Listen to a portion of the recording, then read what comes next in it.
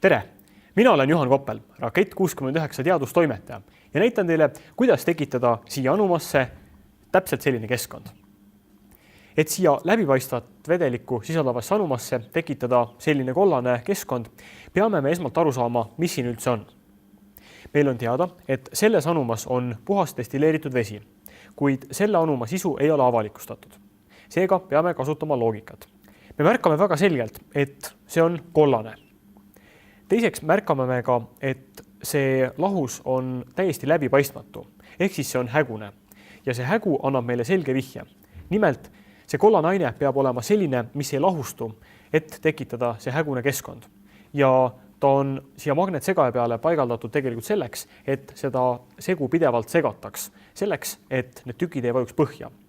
Selle ülesande juures on võtmetähtsusega see tabel, kus on info erinevate soolade lahustuvuse kohta ning samuti on siin ka info nende soolalahuste ning ka soolade värvuse kohta.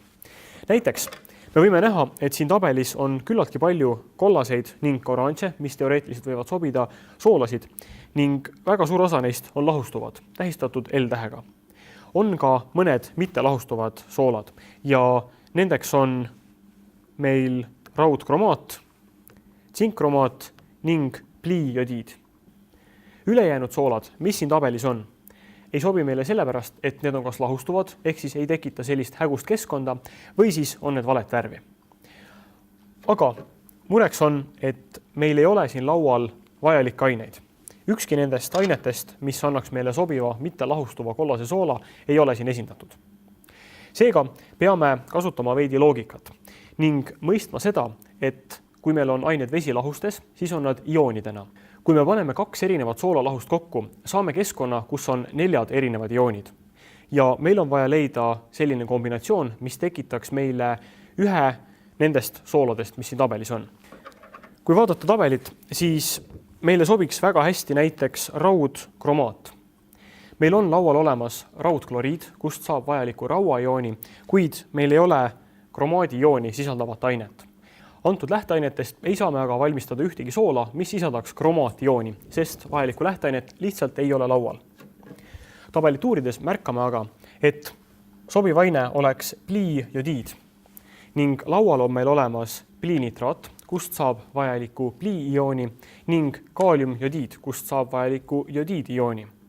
Ja nende ainete kasutamine ongi antud hetkel õige variant. Panen kaitseprillid ette, enne kui katset alustan, ning valingi aineteks kaaliumjodiidi ning pliinitraadi. Ja kui nüüd need ained siia sisse valada, moodustub küllaltki järsku pliijodiid.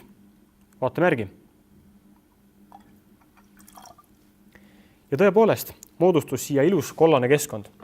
Seda seepärast, et need 4 iooni, mis siin olid, kaalium, jood, plii ja nitraatioonid, segunesid omavahel juhuslikult, kuid plii ja jodiid moodustasid ühendi, mis enam vees ei lahustu ning selle ühendi moodustumisel sadestus see välja. Ja see välja sadastunud kollane pliijodiidi sool ongi see, mida näeme. Ja täpselt nii lihtne ongi lahustabil tekitada soovitud mitte lahustuvat sadet.